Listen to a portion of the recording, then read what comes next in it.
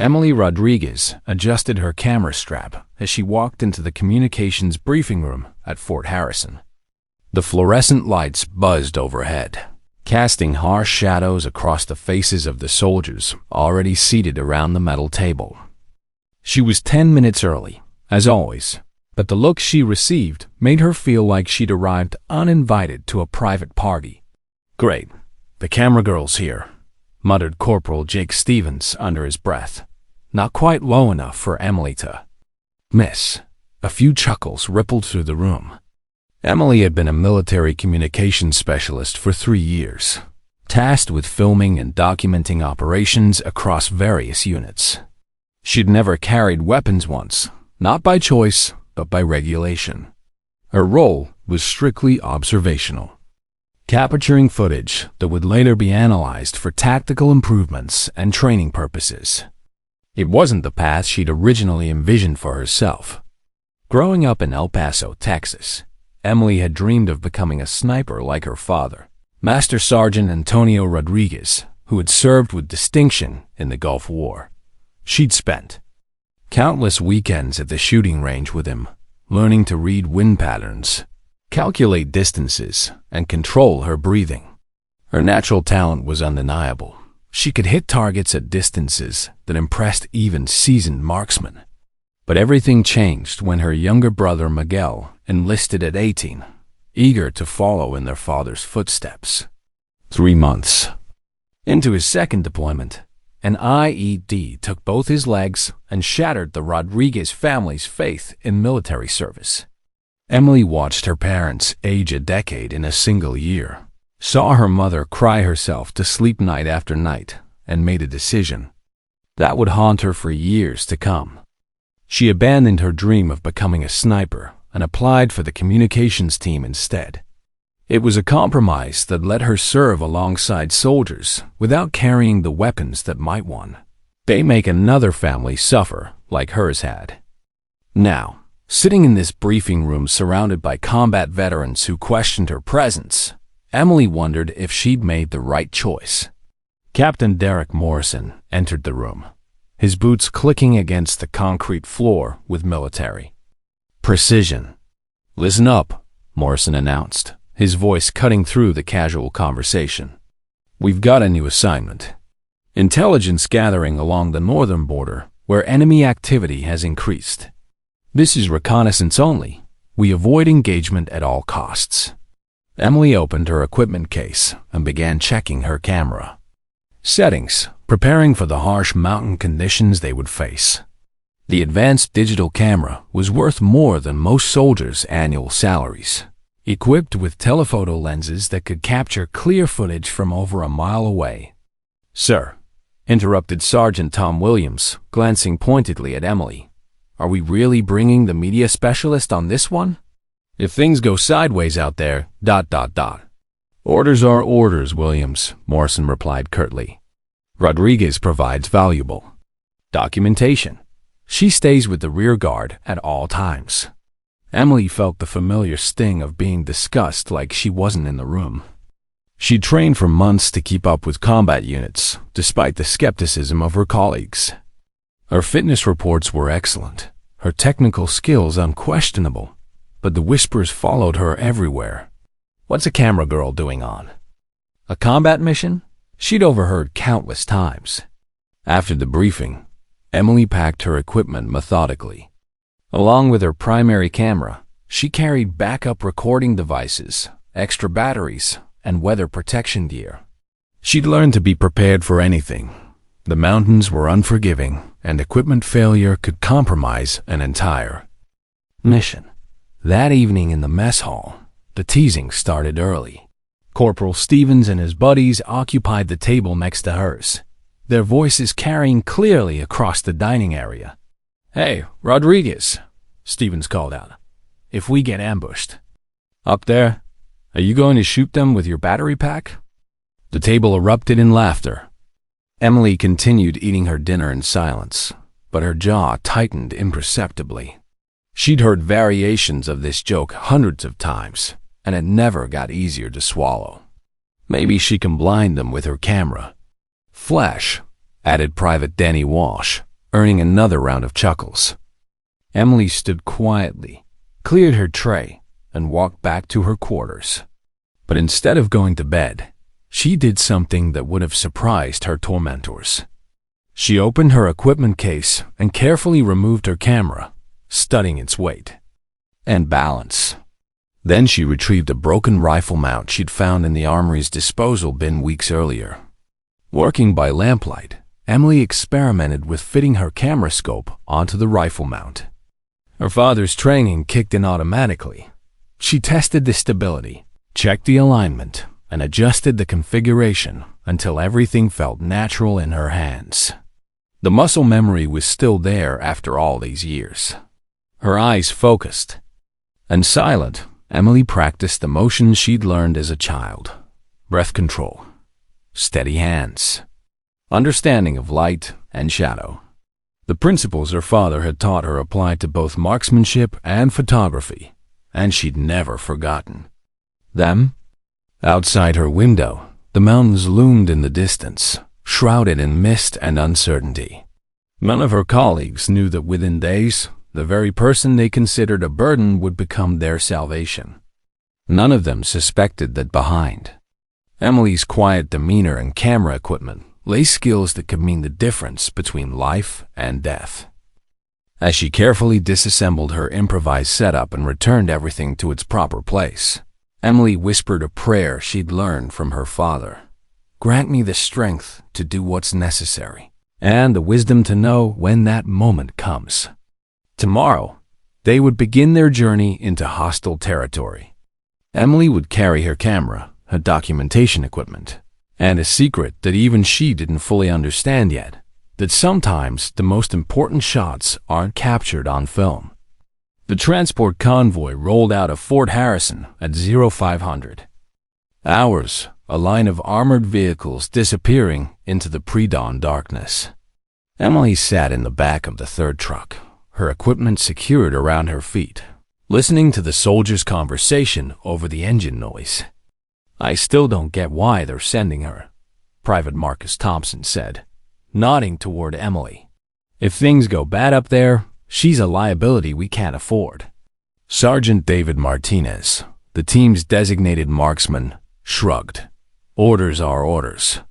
Just keep her out of trouble. Emily adjusted her headset and began recording the pre-mission briefing, capturing the soldiers' faces as they prepared for what could be their most dangerous assignment yet. Through her viewfinder, she studied their expressions, noting the subtle signs of tension and determination. She'd learned to recognize these tells over her 3 years of service. The convoy climbed steadily into the mountains, navigating switchback roads that hugged cliff edges. Emily had reviewed the topographical maps extensively. They were heading into terrain that favored defenders, where a small force could hold off a much larger one if they knew the ground. During their first rest stop, Captain Morrison gathered the team around a portable table covered with aerial photographs and intelligence reports. Our objective is this ridgeline, he said, pointing to a series of marked positions. Enemy forces have been using these valleys to move supplies and personnel. We establish overwatch positions, document their movements for 48 hours, then extraction. Emily knelt beside the group, her camera ready to document the briefing. As Morrison detailed their route and contingency plans, she noticed something in the photographs that the others had missed. The enemy positions weren't random. They followed a pattern that suggested professional military training. Sir, Emily said quietly, may I see Photo 7 again? Morrison paused, surprised by her interruption. He handed her the aerial image, and Emily studied it through her camera's magnification lens. These positions, she said, tracing lines with her finger, they're set up for interlocking fields of fire. Classic defensive strategy. Whoever planned this knows what they're doing. The soldiers exchanged glances. It was the first time Emily had offered tactical insight, and they weren't sure how to respond. Sergeant Martinez leaned over to examine the photograph. She's right, he said after a moment. This isn't militia work. These guys have training. Captain Morrison nodded slowly. Good eye, Rodriguez. I'll include that in my report, Command. As they resumed their journey, Emily noticed a subtle shift in how some of the soldiers looked at her. She wasn't just the camera girl anymore. She was someone who might actually contribute to their mission success. The terrain grew more challenging as they climbed higher. Icy paths appeared without warning, and thick fog reduced visibility to mere yards. Emily kept pace without complaint, her physical conditioning holding up despite the grueling pace. She'd spent months preparing for exactly this kind of operation. That evening, as they established their first overnight camp, Emily was adjusting her camera's orientation according to wind patterns when Captain Morrison approached her. "Why are you factoring in wind direction for filming?" he asked, genuinely curious. Emily looked up from her equipment. Wind deflection can shift the frame by 3 millimeters at long distances. My father taught me that principle with rifles, so I apply it to camera work for precision shots. Morrison fell silent for a moment. Then, against his better judgment, he gestured toward Sergeant Martinez's DMR rifle propped against a nearby rock. "Show me," he said simply. Emily hesitated. She hadn't touched a weapon in 3 years, not since she'd made her promise to her parents. But something in Morrison's tone suggested this wasn't really a request. She accepted the rifle, feeling its familiar weight in her hands. The muscle memory was immediate and overwhelming, her father's voice echoing in her mind. Miguel's laughter from their childhood shooting competitions, the smell of gun oil and desert sand. Emily aimed at a target roughly 400 meters away, a distinctive rock formation barely visible in the fading light. She calculated wind speed by observing dust movement, adjusted for the slight downward angle, and found that natural pause between heartbeats that her father had taught her years ago. The rifle's report echoed across the valley like thunder. The bullet struck dead center of her intended target. The soldiers exchanged quiet glances.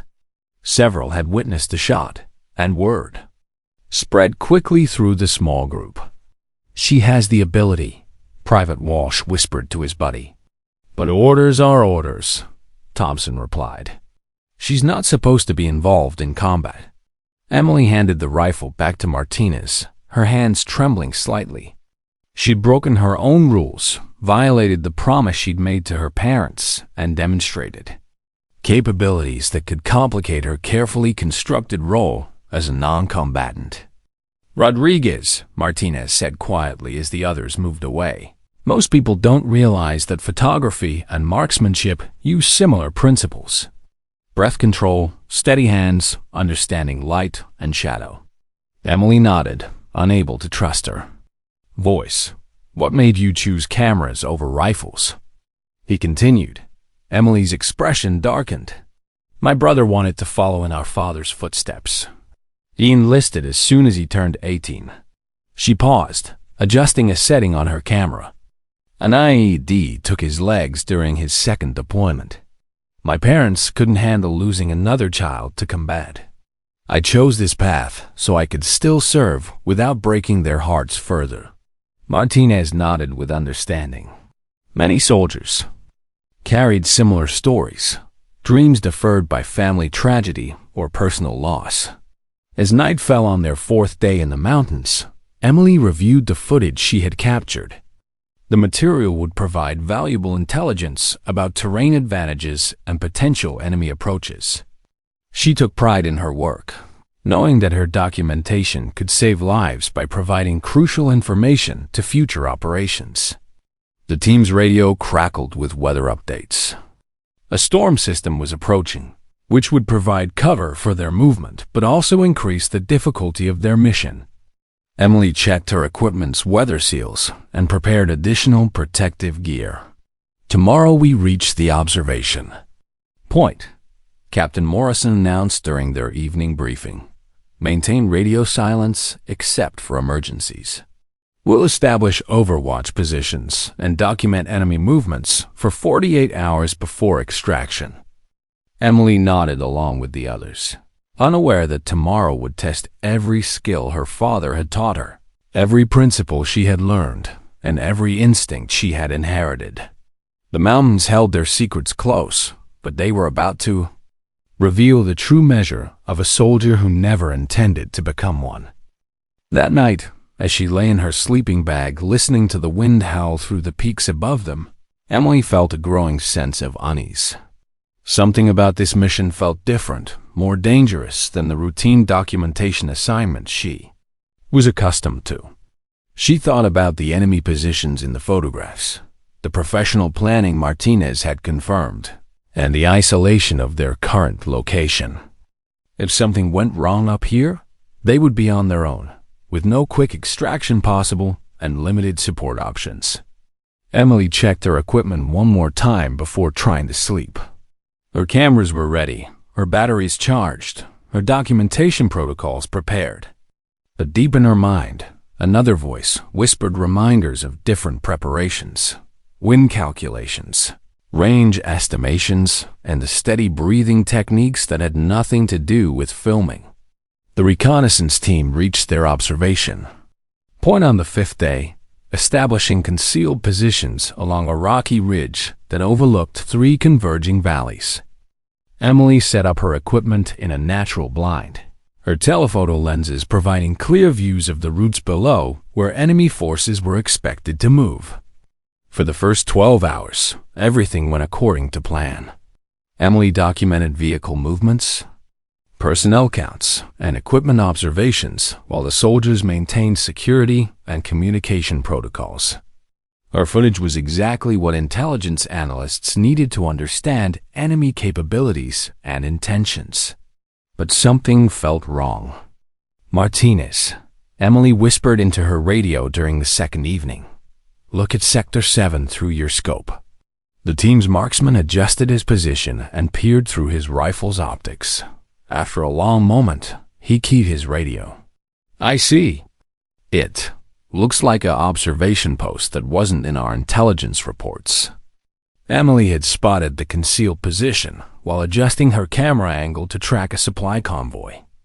The enemy had established their own overwatch point, and from its positioning, it commanded a clear view of the exact route the American team had used to reach their current location. "Captain," Martinez called softly, "we might have a problem." Morrison crawled over to their position and studied the valley through binoculars. What he saw made his blood run cold. The enemy observation post wasn't just watching the valleys, it was watching them. "How long has that position been active?" Morrison asked. Emily checked her recorded footage, reviewing hours of material in fast-forward mode. "Sir, I've got them on camera for the past 6 hours. But look at this." She showed him a sequence where barely visible figures move between concealed positions. They're not just watching. They're coordinating. The terrible realization hit them simultaneously. The enemy hadn't just discovered their presence. They had been deliberately herded into this position. The intelligence reports that had brought them here might have been false, designed to draw an American reconnaissance team into a carefully prepared trap. "All units, this is Overwatch," Morrison whispered into his radio. "Prepare for immediate extraction. We're compromised."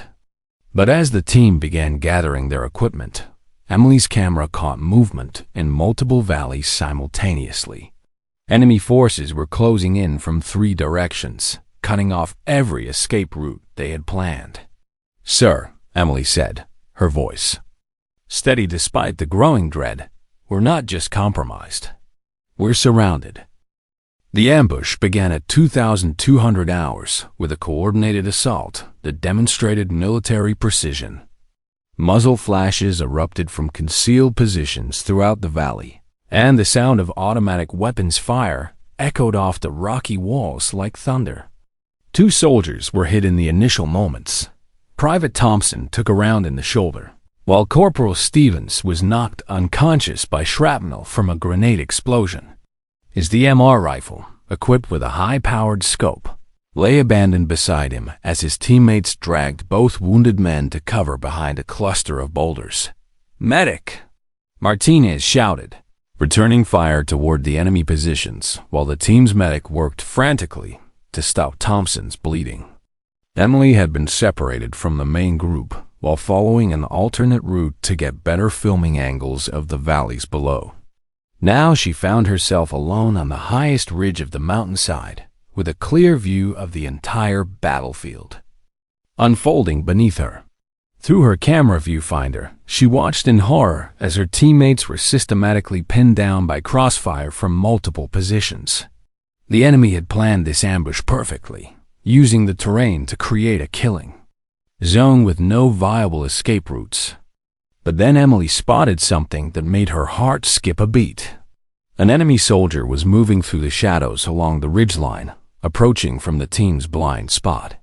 He carried a rocket-propelled grenade launcher, and he was approximately 300 meters from her trapped colleagues.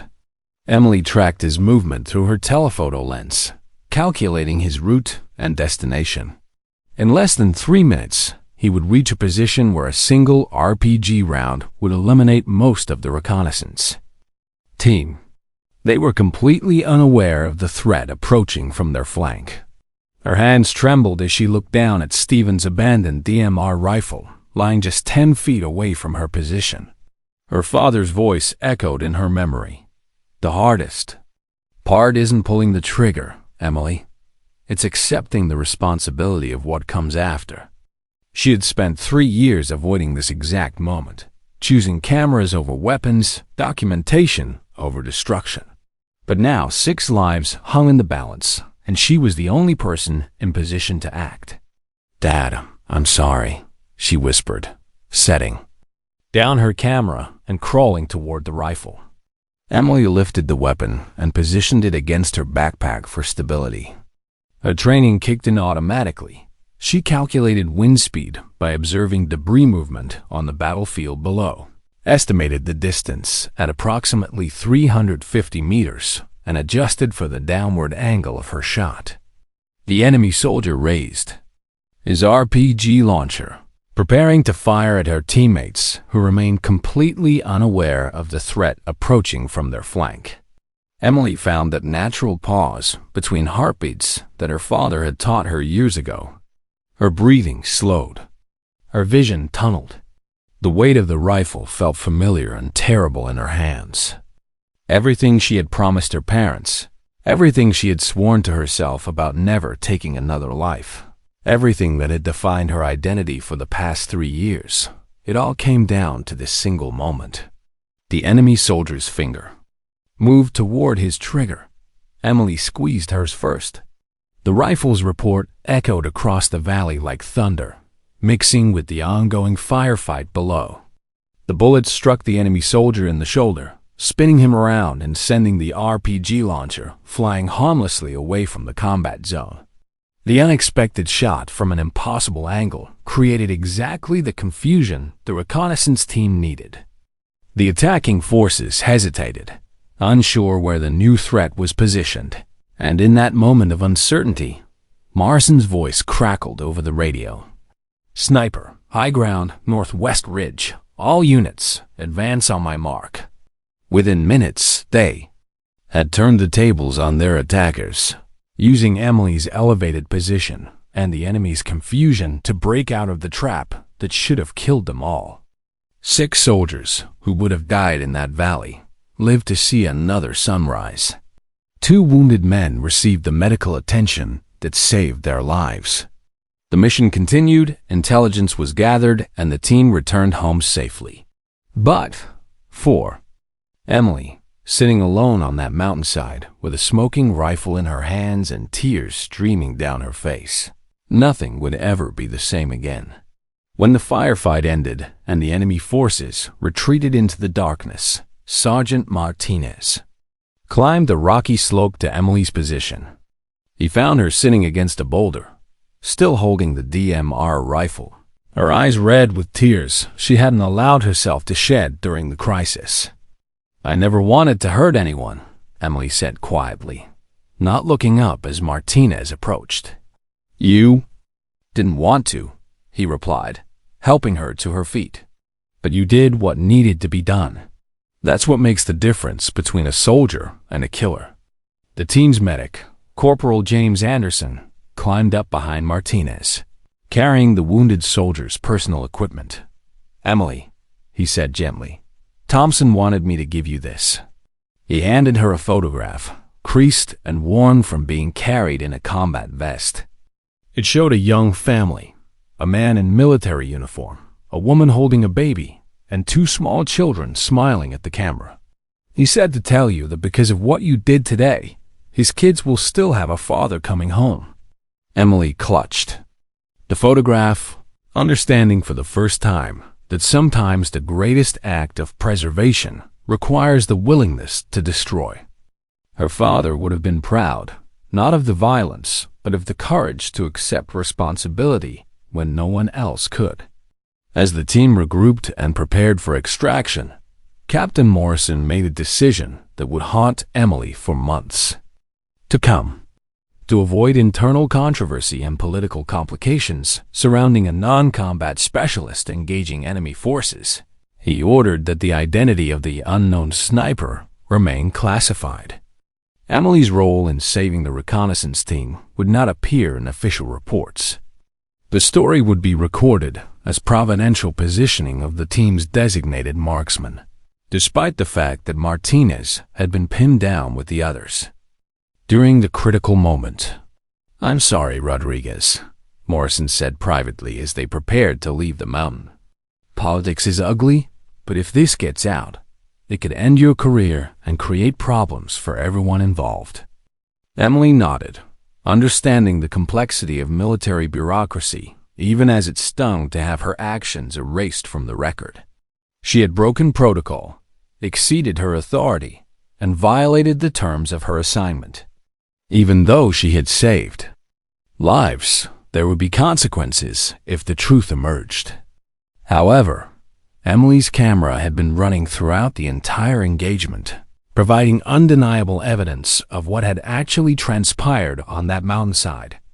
The footage showed the tactical situation, the approaching RPG threat, and the shot that had saved her teammates' lives.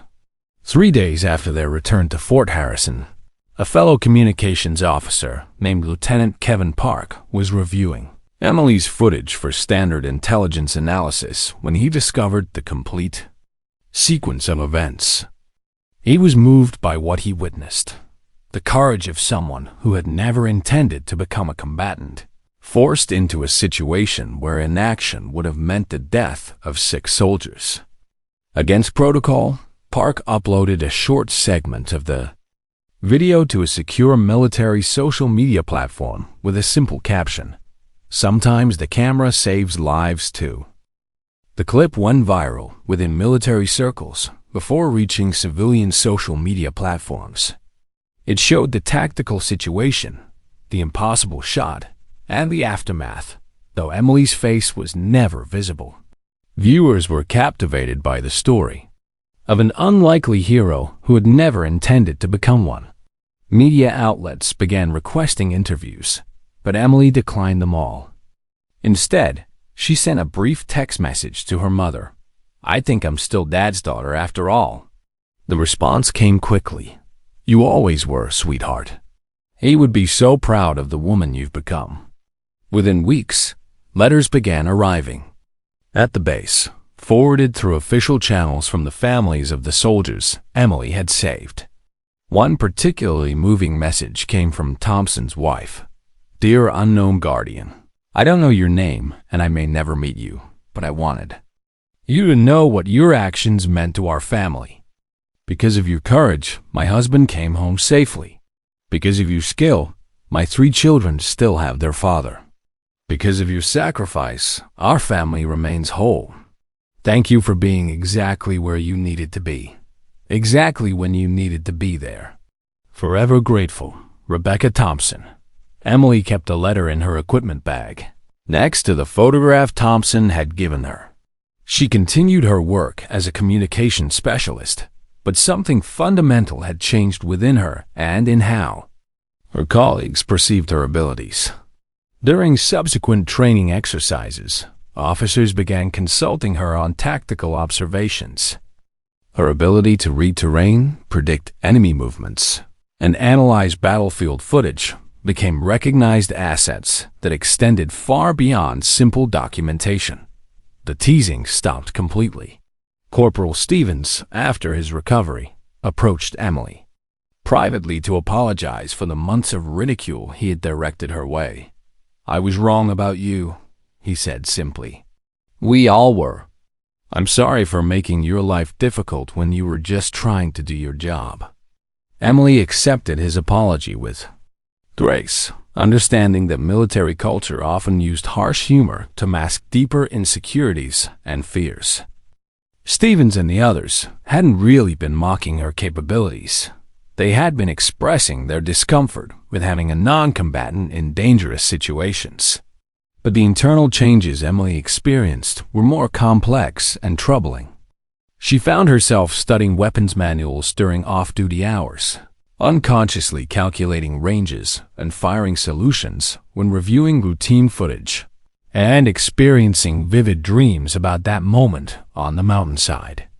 The psychological weight of having taken her first shot at another human being, even a non-fatal one, created an internal conflict between her chosen identity as a non-combatant and the undeniable reality of her capabilities under pressure.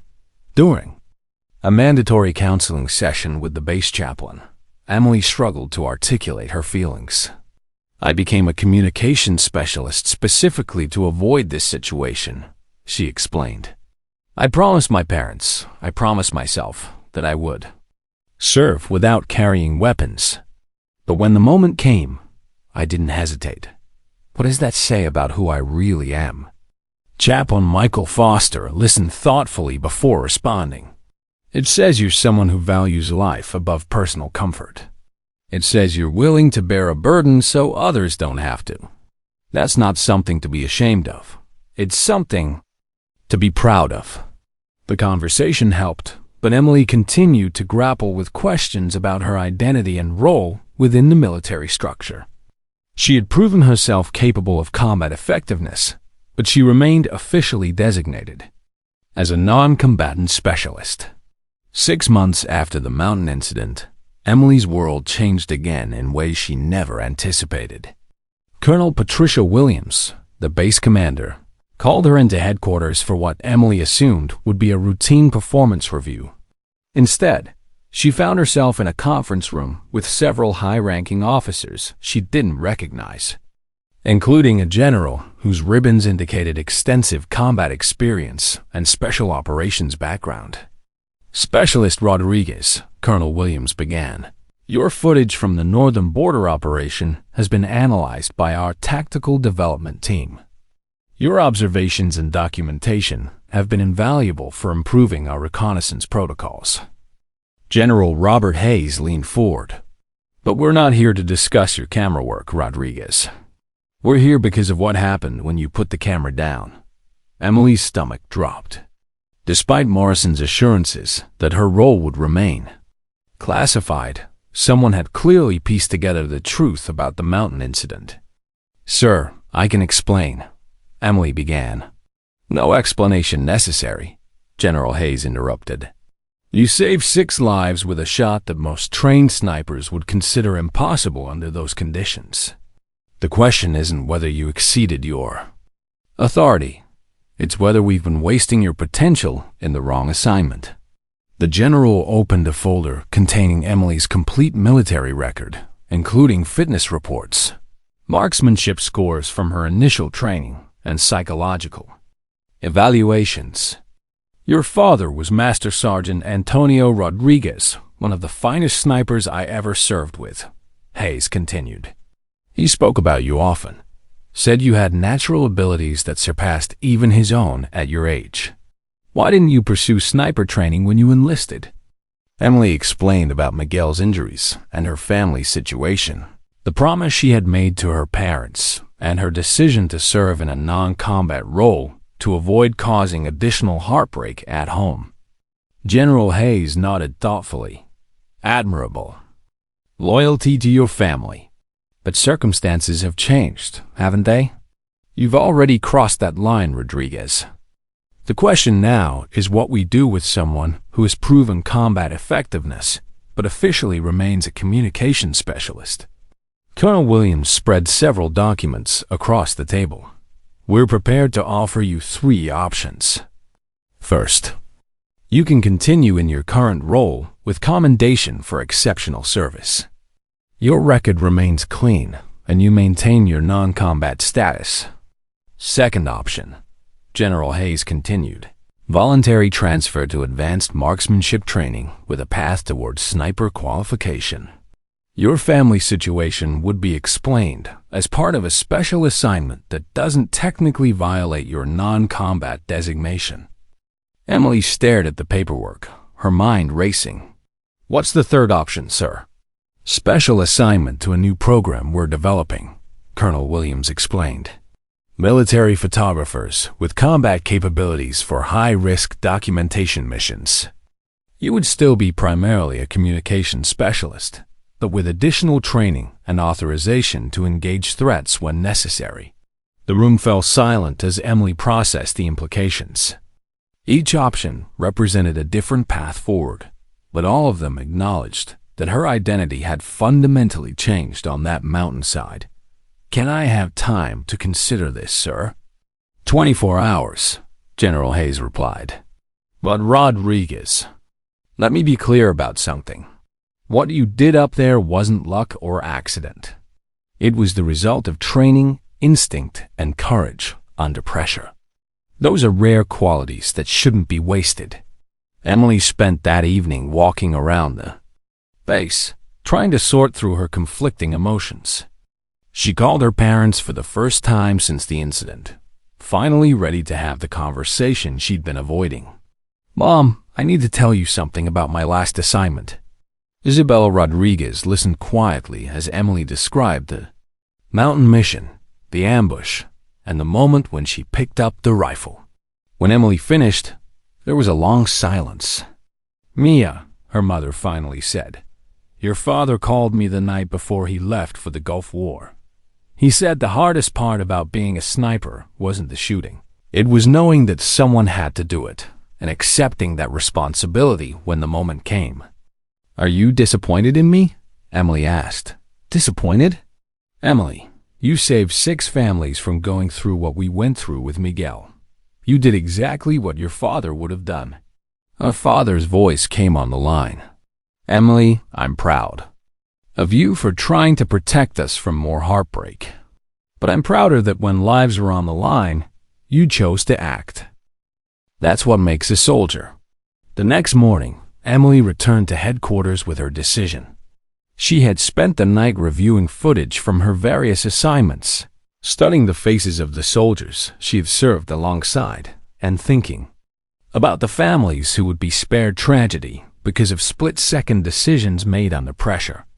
General, I'd like to accept the third option, Emily announced, but with one condition. General Hayes raised an eyebrow. You're in no position to negotiate conditions, Specialist. With respect, sir, I am. The footage from the mountain incident has already gone viral in military circles. If you want to formalize my role and prevent future complications, you need someone who understands both sides of the mission. Emily opened her laptop and displayed a presentation she had prepared overnight. I've identified 17 instances in the past year where communications specialists were placed in potentially dangerous situations without adequate support or training. The third option you've proposed could prevent casualties if implemented correctly. Colonel Williams studied Emily's analysis. You've given this serious thought. Yes, ma'am. I don't want to be just another soldier who can shoot. I want to be someone who can document the reality of combat while providing security for other specialists who might find themselves in similar situations. General Hayes smiled for the first time during their meeting. Rodriguez, you're thinking like an officer. Have you considered pursuing a commission? One step at a time, sir. First, let me prove that this new role can work. Within a month, Emily began advanced training that combined her photography skills with enhanced marksmanship instruction, tactical awareness, and mission planning. She would become part of a pilot program designed to address the evolving needs of modern military operations. But more importantly, she had found a way to honor both her family's sacrifices and her own capabilities, creating a path that acknowledged the complex realities of military service in an uncertain world. Her father's daughter indeed, but on her own terms. Emily's new training regimen began immediately after her assignment to the pilot program. The Advanced Documentation and Security Specialist, ADSS program, was housed in a separate facility at Fort Harrison, away from traditional training areas to maintain operational security. Her instructor was Master Sergeant Lisa Chun, a former Army Ranger with extensive combat photography experience who had transitioned to training roles after being wounded in Afghanistan. Chun understood the unique challenges of combining documentation duties with security responsibilities. Rodriguez, Chun announced during Emily's first day, "Forget everything you think you know about being a communications specialist. This program requires you to think like a soldier first, photographer second." The training was intensive and comprehensive.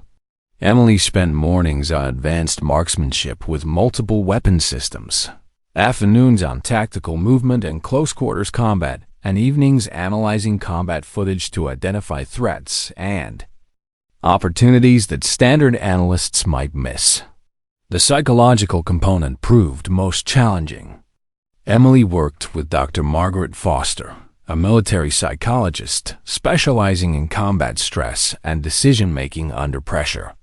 "The mountain incident changed your brain chemistry," Dr. Foster explained during one of their sessions. "You've experienced what we call critical incident adaptation. Your nervous system has rewired itself to function under life-threatening conditions. We need to help you manage that effectively." Emily learned techniques for controlling stress responses, making rapid threat assessments, and maintaining emotional stability while transitioning between documentation and security roles. The training addressed the reality that future assignments would require her to switch instantly between observer and participant. 3 months into the program, Emily received her first field test. A joint training exercise with international allies required documentation of coordination protocols. But intelligence suggested potential security threats from local insurgent groups opposed to the multinational cooperation. Emily deployed with a mixed unit of American and Allied forces, carrying both her advanced camera equipment and a modified M4 carbine fitted with specialized optics. Her mission was to document the exercise while providing overwatch security for other communications personnel. On the second day of the exercise, Emily's training proved its value. While filming a coordination meeting between American and Allied commanders, her peripheral vision caught movement in a building that should have been empty.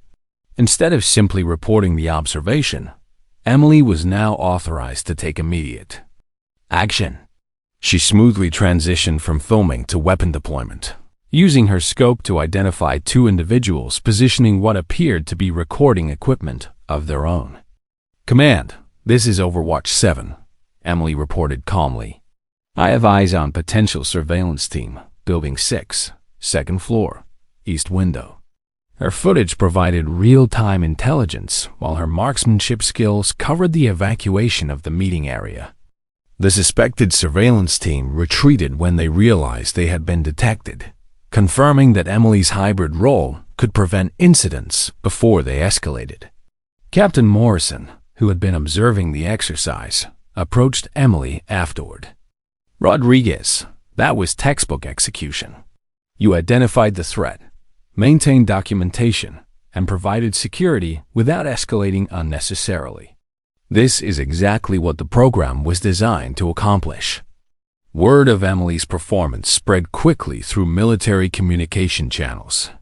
Other branches began requesting information about the ADSS program, and Emily found herself becoming an unofficial spokesperson for the concept. During a presentation to Pentagon officials, Emily explained the practical advantages of her hybrid role.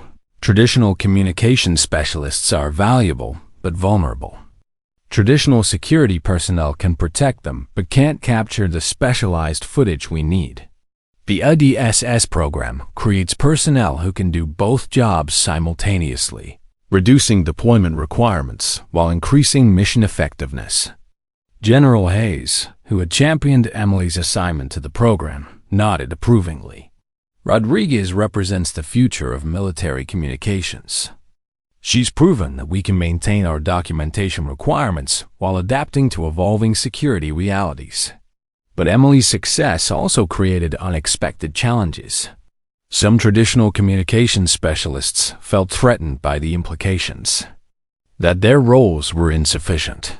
Some combat personnel questioned whether adding documentation responsibilities would compromise their security effectiveness. The resistance came to a head during a heated meeting with Communications Department leadership. Major Robert Phillips, who supervised traditional camera operators, voiced concerns that reflected broader institutional skepticism. "With all due respect, General," Phillips said during the briefing, Rodriguez's situation was unique. "We can't expect every communication specialist to handle weapons, and we shouldn't ask our security personnel to worry about camera angles when lives are on the line." Emily stood to respond, her voice steady but firm. "Major Phillips, respectfully, that's exactly the outdated thinking this program addresses. The mountain incident wasn't unique, it was inevitable. Our personnel are deployed in increasingly dangerous situations where the line between combat and non-combat roles doesn't exist." She activated a presentation showing statistics she had compiled over the past 6 months. 17 communication specialists have been injured or killed in situations where hybrid training could have prevented casualties. We're not asking everyone to become snipers. We're asking them to become capable of protecting themselves and continuing their missions under fire. The room fell silent as Emily's data spoke for itself. Her research had identified a clear pattern of communications personnel being placed in vulnerable positions without adequate preparation for security threats. Colonel Williams leaned forward. "Rodriguez, what you're proposing would require a fundamental restructuring of how we train and deploy communications teams." "Yes, ma'am, it would. But the alternative is continuing to lose people who could have been saved with proper preparation." General Hayes studied the presentation materials. "Rodriguez, I want you to develop a comprehensive proposal for expanding the ADS program. Include training requirements, personnel selection criteria, and deployment protocols. We'll present it to Joint Chiefs for consideration." Emily's assignment had evolved from personal redemption to military innovation. She was no longer just a specialist who had saved her team. She was an architect of change within military structure. Over the following weeks, Emily worked 18-hour days developing the expansion proposal. She consulted with training experts, reviewed international military communication protocols, and analyzed combat footage from multiple theaters to identify best practices. Her proposal recommended a 3-tier system: basic security awareness for all communications personnel, intermediate tactical training for specialists deploying to high-risk areas, and advanced DSS qualification for personnel assigned to combat zones. The psychological evaluation component drew heavily from Dr. Foster's work with Emily, addressing the mental health considerations of personnel who might transition between documentation and combat roles. "The key insight," Emily wrote in her summary, "is that military communications has evolved beyond simple documentation. Modern conflicts require personnel who can adapt to changing tactical situations while maintaining their primary mission." Focus. When Emily submitted her proposal, she included a personal reflection that surprised even herself. 6 months ago, I believed my role was to observe and record without participating. That mountain changed my understanding of service. Sometimes participation is the only way to ensure there's something left to observe. The ADSS program doesn't create soldiers who can operate cameras. It creates complete military professionals who happen to specialize in communications. 3 weeks before Emily's proposal was scheduled for Joint Chiefs review, a crisis in Eastern Europe provided an unexpected testing ground for her theories. Intelligence indicated that enemy forces were using sophisticated propaganda techniques, requiring detailed documentation of their activities for counterintelligence purposes. The mission would deploy a joint documentation team to a contested region where security situations could change rapidly. Traditional protocol would have sent separate communications and security teams, but resource constraints and the high-risk environment made Emily's hybrid approach an attractive option. General Hayes personally briefed Emily on the assignment. Rodriguez, this isn't just a field test of your program. It's a proof of concept that could determine the future of military communications training. No pressure. Emily smiled grimly. Understood, sir? When do we deploy? 48 hours. You'll be leading a team of 3 other specialists who have completed abbreviated ADSS training based on your protocols. The team included Sergeant Kevin Park, the communications officer who had originally shared Emily's mountain footage; Corporal Jennifer Walsh, a photographer with extensive combat zone experience; and Staff Sergeant Michael Torres, a former infantry soldier transitioning to communications work. During their pre-deployment briefing, Emily addressed the unique nature of their mission. We're not just documenting events. We're proving that this hybrid approach can work under real-world conditions. Every decision we make, every piece of footage we capture, every security situation we handle will be analyzed for lessons learned. The deployment location was a forward operating base near a disputed border where multiple factions were operating. Intelligence suggested that enemy forces were using civilians as human shields while conducting propaganda operations designed to discredit international peacekeeping efforts. Emily's team was tasked with documenting these activities without compromising their own security or escalating tensions with local populations. It was exactly the type of complex, politically sensitive mission that traditional communications teams struggled to handle effectively. On their 3rd day in theater, Emily's training and instincts were put to the ultimate test. While documenting what appeared to be a civilian market, her team identified several individuals who were clearly military personnel attempting to blend with the local population. Overwatch. This is Documentation Team Alpha, Emily reported. I have eyes on at least 4 military-age males in civilian clothing, exhibiting tactical movement patterns inconsistent with normal market activity. Through her camera's telephoto lens, Emily observed one of the individuals communicating via hand signals with someone outside the market area. The behavior suggested coordination for a potential incident designed to create inflammatory footage. Park, maintain continuous recording of the market area, Emily ordered. Walsh, I need you positioned to capture the intersection approach. Torres, stay mobile and ready to provide security. Emily's hybrid training allowed her to coordinate the documentation mission while simultaneously analyzing the tactical situation. She recognized that they were potentially witnessing the setup for a propaganda operation designed to create civilian casualties that could be blamed on international forces. Command. Documentation Team Alpha requests immediate guidance. We have potential hostile activity that could result in civilian casualties if not addressed. The response crackled through her earpiece. Team Alpha, maintain observation and documentation. Do not engage unless directly threatened. Emily watched through her scope as the suspicious individuals moved into positions that would maximize civilian casualties in the event of an explosion. Her team's cameras were capturing everything, but she realized that documentation without intervention would result in a massacre. This was the moment that would define not just her career, but the entire DSS program. Emily had seconds to decide whether to follow orders and document a tragedy, or exceed her authority to prevent one. Team Alpha, all units, Emily commanded. Transition to active intervention. We're preventing a civilian casualty event. Emily's voice over the tactical radio was calm and professional as she coordinated her team's response. Park, transmit. Our footage to command immediately.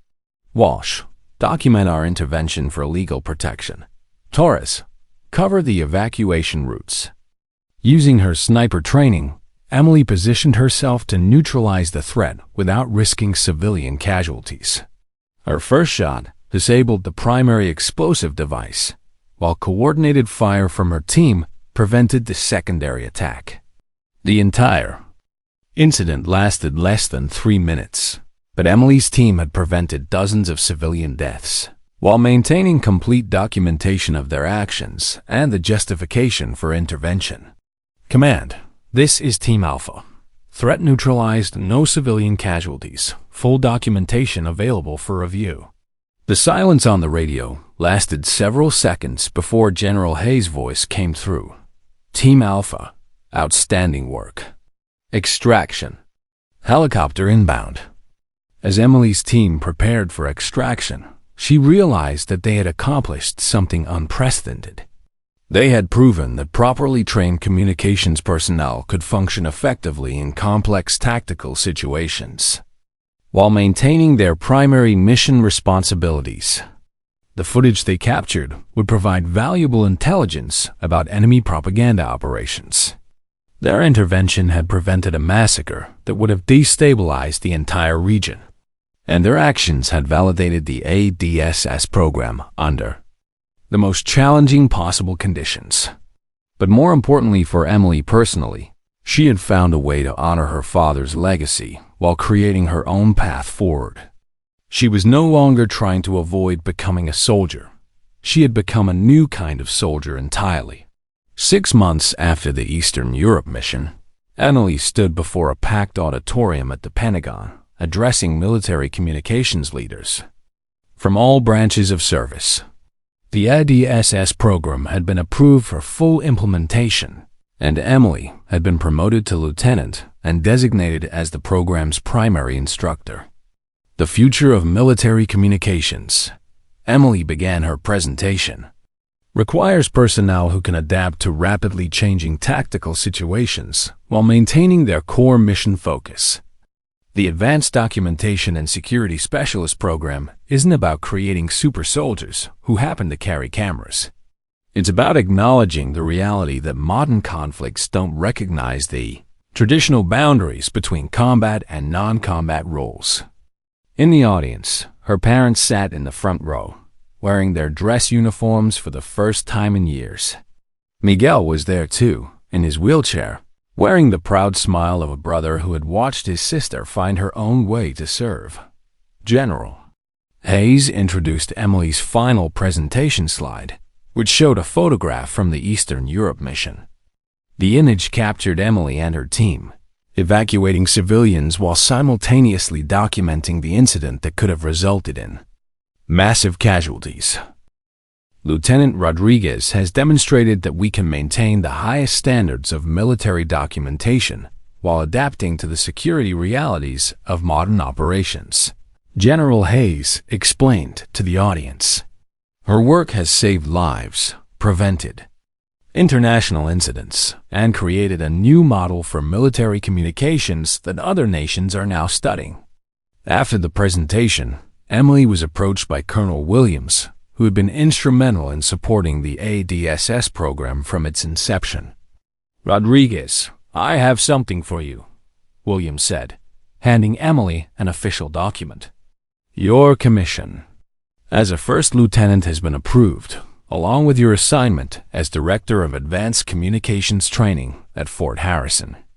Emily studied the paperwork, understanding that her role had evolved far beyond anything she had originally envisioned for her military career. Ma'am, I'm honored, but I want to make sure I can still deploy with teams in the field. Training is important, but I don't want to lose touch with the operational realities. William smiled. That's exactly why you're the right person for this job. The ADSS program needs a leader who understands both the classroom and the battlefield. That evening, Emily called her brother Miguel to share the news of her promotion. Emily, I need to tell you something, Miguel said during their conversation. Remember when I was recovering in the hospital and you decided to switch to communications instead of sniper training? Of course. I wanted to find a way to serve without putting the family through more worry. I never told you this, but I was wrong to let you make that sacrifice. You were meant to be a soldier, Emily. Maybe not the same kind of soldier as Dad or me, but a soldier nonetheless. Emily felt tears welling up as Miguel continued. What you've accomplished with this program, it's bigger than anything I could have done with 2 good legs. You've created something that will save lives for generations. That's a legacy worth having. 6 months later, the first class of ADS strain specialists graduated from Emily's program at Fort Harrison. 24 communications personnel from all military branches had completed the intensive training that combined advanced photography techniques with tactical proficiency and psychological preparation for high-stress situations. Emily stood before the graduating class, recognizing in their faces the same mixture of determination and uncertainty she had felt years earlier, when she first picked up a camera instead of a rifle. You are now qualified to serve in the most challenging environments our military faces, Emily told the graduates. You will document history while sometimes being called upon to shape it. You will observe conflicts while occasionally being required to end them. Most importantly, you will serve with the knowledge that you are prepared for whatever situations you encounter. Among the graduates was Corporal Rachel Thompson, daughter of the soldier Emily had saved on the mountain years earlier. Rachel had specifically requested assignment to the ADSS program after learning about her father's experience.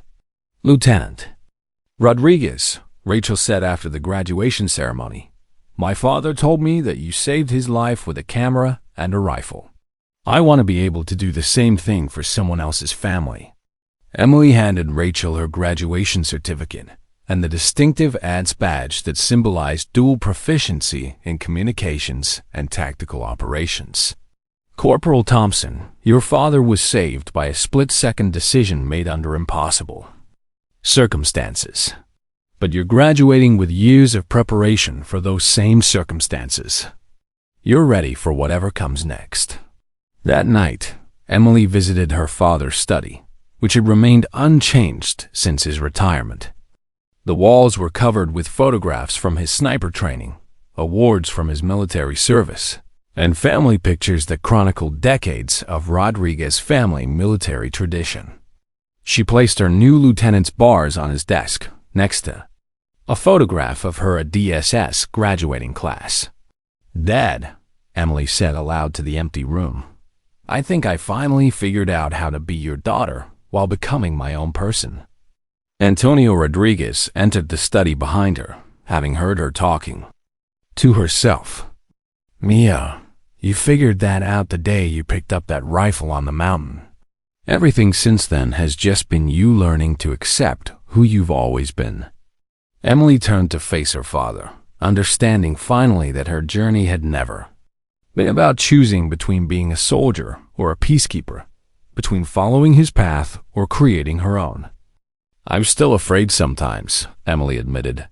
Afraid that I'll make the wrong decision under pressure. Afraid that someone will get hurt because I hesitated or acted too quickly. Good, Antonio replied. Fear keeps you sharp.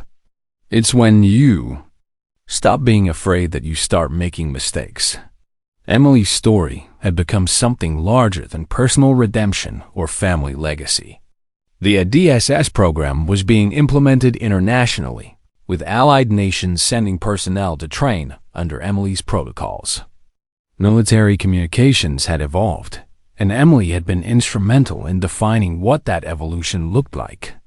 But for Emily herself, The most important moment came during a quiet evening at Fort Harrison when she received a message from Sergeant Martinez, her old teammate from the mountain mission. "Lieutenant Rodriguez, thought you'd want to know. I'm retiring next month after 20 years of service.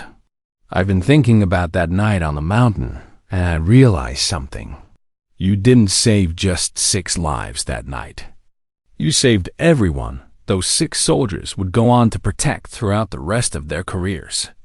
Thompson alone has been on 12 missions since then. Stevens has trained dozens of new soldiers. The ripple effect of what you did that night is still spreading. Thank you for being exactly who you needed to be when we needed you most. Emily printed Martinez's message and placed it in her equipment bag, next to the photograph Thompson had given her years earlier and a letter from his wife. These mementos reminded her that sometimes the most important shots aren't captured on film. They're the ones that ensure there will be more films to make, more stories to tell, and more families who get to stay together. The girl who had dreamed of following her father's path and ultimately created her own, building a legacy that honored both her family's tradition of service and her personal commitment to protecting others. Emily Rodriguez had become exactly what the modern military needed: a warrior who documented truth, a protector who preserved memory, and a soldier who understood that sometimes the greatest act of courage is being prepared to do whatever needs to be done, whether or not anyone will ever know you did it. In the end, Emily's story wasn't about choosing between cameras and rifles, between observation and action, between family expectations and personal identity. It was about understanding that true service sometimes requires being ready to be everything at once and having the courage to accept that responsibility when the moment demands it. If you enjoyed this story, don't forget to hit the subscribe button and become a part of our Everyday Life Stories community. Where are you watching from? Drop a comment below. We love hearing from our amazing viewers around the world.